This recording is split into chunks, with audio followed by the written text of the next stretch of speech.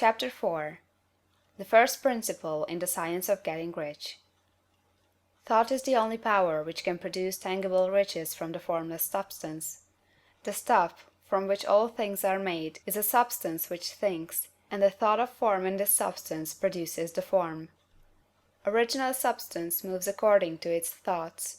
Every form and process you see in nature is the visible expression of a thought in original substance. As the formless stuff thinks of a form, it takes that form; as it thinks of a motion, it makes that motion.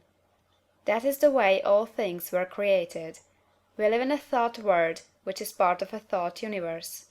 The thought of a moving universe extended throughout formless substance, and the thinking stuff moving according to that thought took the form of systems of planets, and maintains that form.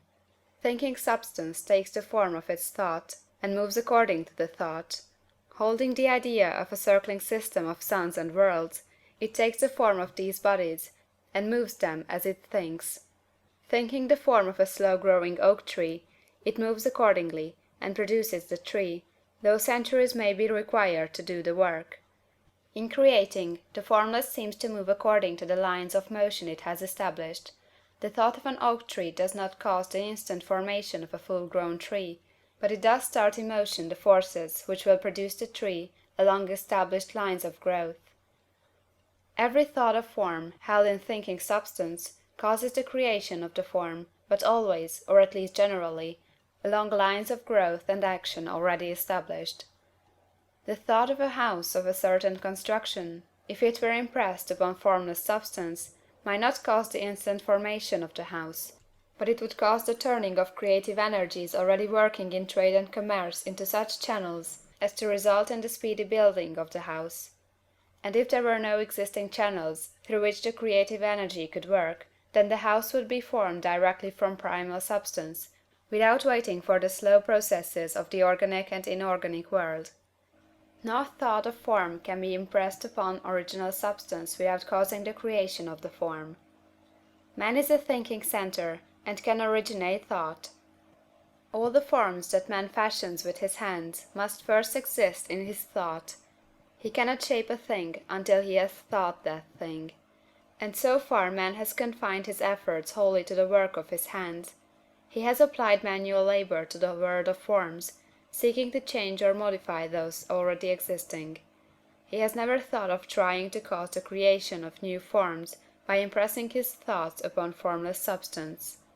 When man has a thought form, he takes material from the forms of nature, and makes an image of the form which is in his mind.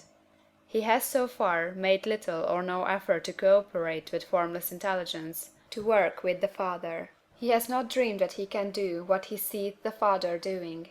Man reshapes and modifies existing forms by manual labor. He has given no attention to the question whether he may not produce things from formless substance by communicating his thoughts to it. We propose to prove that he may do so, to prove that any man or woman may do so, and to show how. As our first step, we must lay down three fundamental propositions. First, we assert that there is one original formless stuff, or substance, from which all things are made. All the seemingly many elements are but different presentations of one element.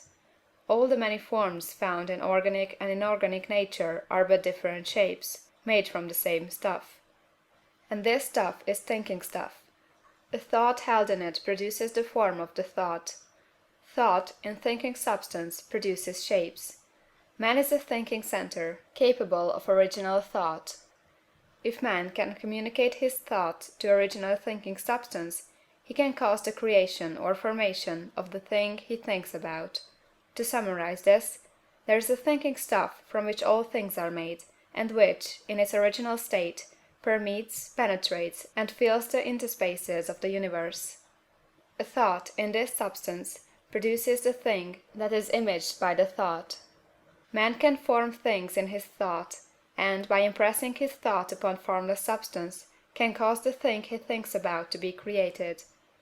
It may be asked if I can prove these statements, and without going into details, I answer that I can do so, both by logic and experience. Reasoning back from the phenomena of form and thought, I come to one original thinking substance, and reasoning forward from this thinking substance, I come to man's power to cause the formation of the thing he thinks about. And, by experiment, I find the reasoning true, and this is my strongest proof. If one man who reads this book gets rich by doing what it tells him to do, that is evidence in support of my claim. But if every man who does what it tells him to do gets rich, that is positive proof until someone goes through the process and fails. The theory is true until the process fails, and this process will not fail, for every man who does exactly what this book tells him to do will get rich. I have said that men get rich by doing things in a certain way, and in order to do so, man must become able to think in a certain way. A man's way of doing things is the direct result of the way he thinks about things. To do things in a way you want to do them, you will have to acquire the ability to think the way you want to think. This is the first step toward getting rich. To think what you want to think is to think truth, regardless of appearances. Every man has the natural and inherent power to think what he wants to think, but it requires far more effort to do so than it does to think the thoughts which are suggested by appearances. To think according to appearance is easy. To think truth, regardless of appearances, is laborious, and requires the expenditure of more power than any other work man is called upon to perform. There is no labor from which most people shrink as they do from that of sustained and consecutive thought. It is the hardest work in the world. This is especially true when truth is contrary to appearances. Every appearance in the visible world tends to produce a corresponding form in the mind which observes it, and this can only be prevented by holding the thought of the truth. To look upon the appearance of disease will produce the form of disease in your own mind, and ultimately in your body, unless you hold the thought of the truth, which is that there is no disease, it is only an appearance, and the reality is health. To look upon the appearances of poverty will produce corresponding forms in your own mind, unless you hold to the truth that there is no poverty, there is only abundance. To think health when surrounded by the appearances of disease, or to think riches when in the midst of appearances of poverty, requires power.